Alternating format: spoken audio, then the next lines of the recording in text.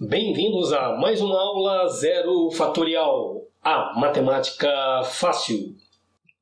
Na aula de hoje vamos ver razão e proporção, um resumo.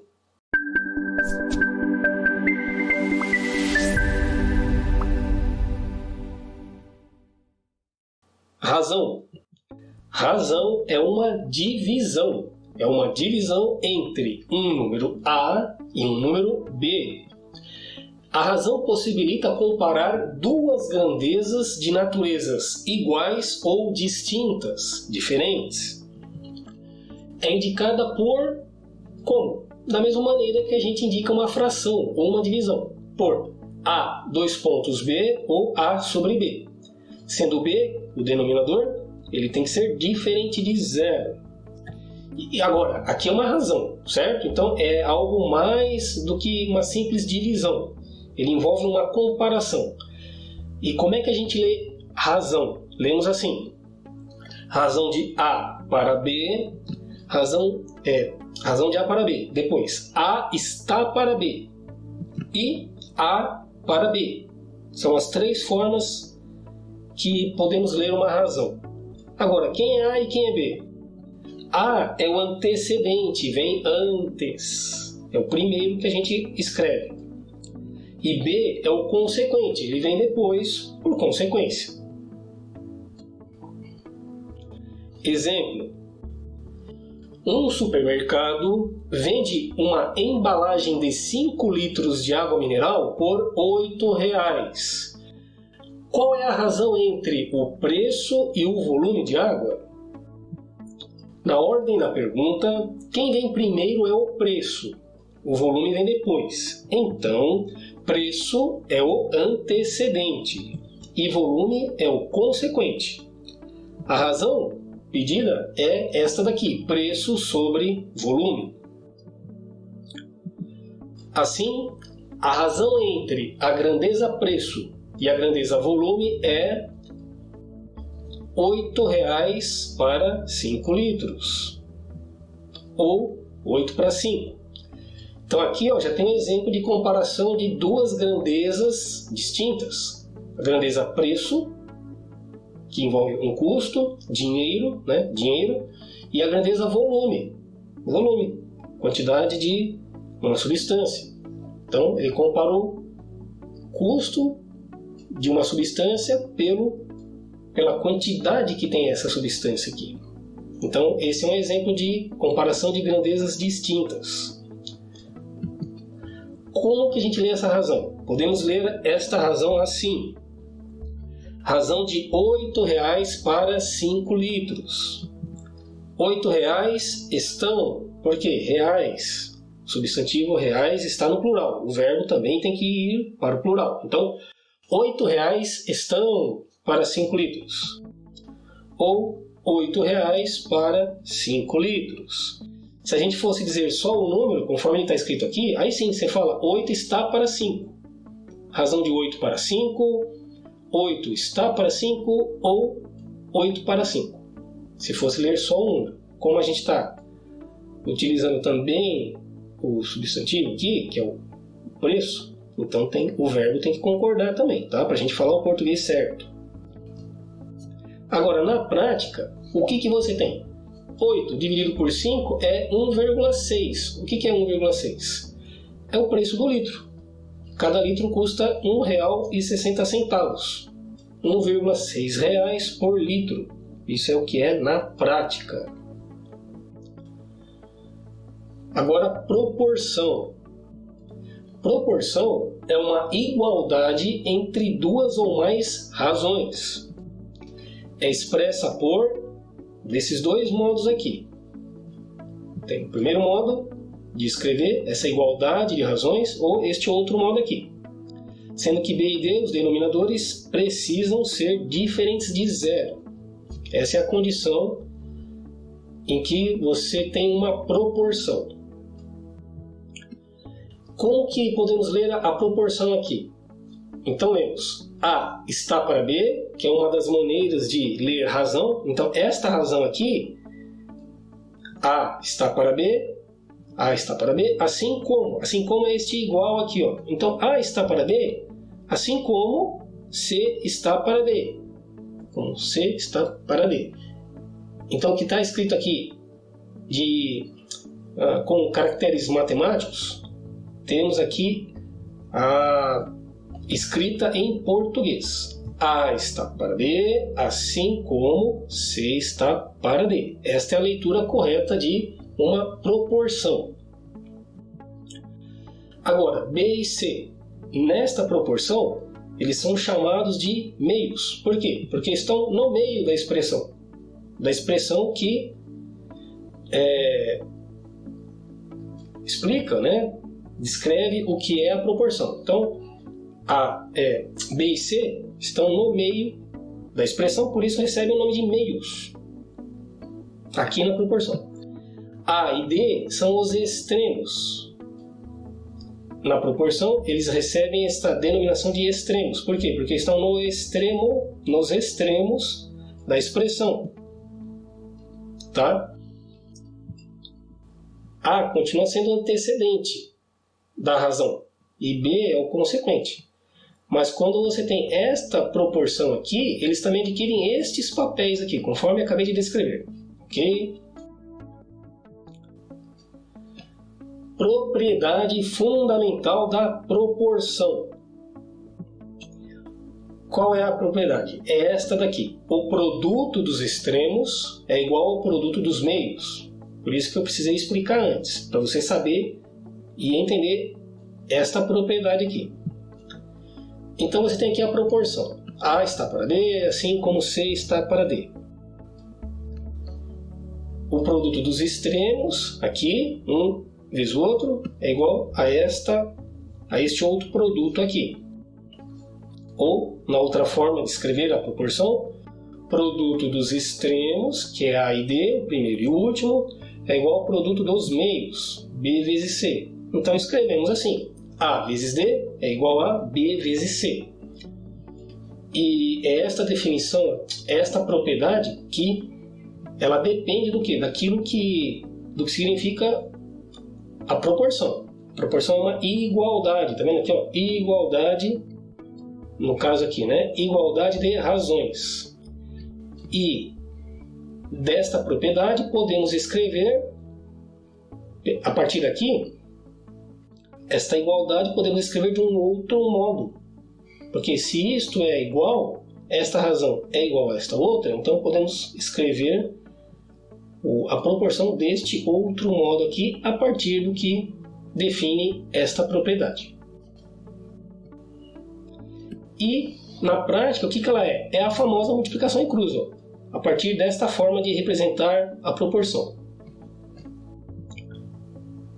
Exemplo. Verifique se há proporcionalidade entre as razões abaixo. Então, aqui, 3/4 é igual a 9/12. Vamos verificar. Produto dos extremos. 3 vezes 12 é igual a 36. É igual ao produto dos meios? 4 vezes 9, quanto que é? 36.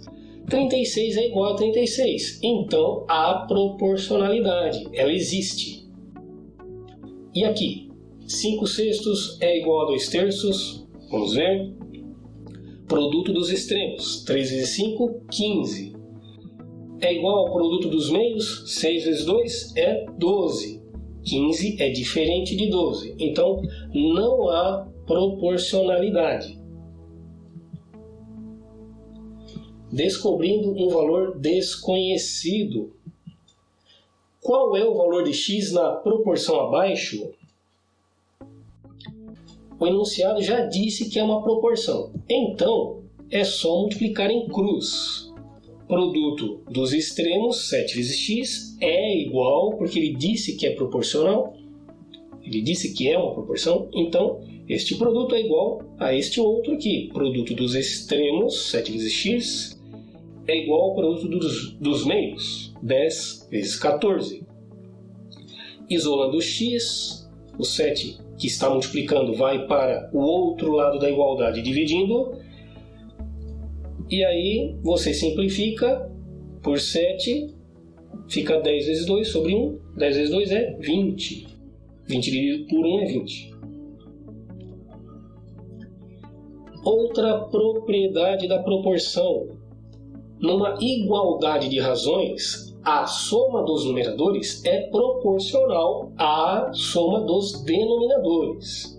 Só um parênteses do português aqui, ó. Aqui você tem artigo definido, a soma. Aqui você tem uma preposição e um artigo definido. Por quê? Se fosse total aqui, aí vai dizer que a soma é proporcional ao total. Então, para não ficar a, coloca esse acento aqui, que é o acento indicativo de crase, que é a fusão do a preposição com a artigo. Tá bom? Só um detalhe aqui, para você saber por que tem a crase aqui e aqui não tem. Tá? Porque esta soma é proporcional a quê? A uma outra soma. Então fica o a preposição com a artigo. Tá? Só um detalhe do português que eu acho que é importante saber também. Mais para frente você vai perceber que para resolver um problema de matemática, primeiro você tem que entender o que o problema está dizendo. E para entender o que o problema está dizendo, você precisa entender o português. Tá? Então, mas aqui é simplesinho, eu acho importante fazer esse breve comentário. Então vamos lá. Numa igualdade de razões, a soma dos numeradores é proporcional à soma dos denominadores. Então, A sobre B é igual a C sobre D. E aí você tem que a soma, então, dos numeradores é proporcional à soma dos denominadores. Que é uma constante K, uma constante de proporcionalidade. Exemplo. Os 3 filhos de um fazendeiro colheram 594 laranjas de modo proporcional às horas que cada um trabalhou. Ou seja, quem trabalhou mais, colheu mais, e quem trabalhou menos, colheu menos. O filho A trabalhou 2 horas, o filho B trabalhou 3, e o filho C trabalhou 4 horas. Quantas laranjas cada um colheu? E estamos supondo que cada filho aqui, que todos eles trabalharam com a mesma eficiência, que é uma constante K de proporcionalidade, que eu já mostrei antes aqui.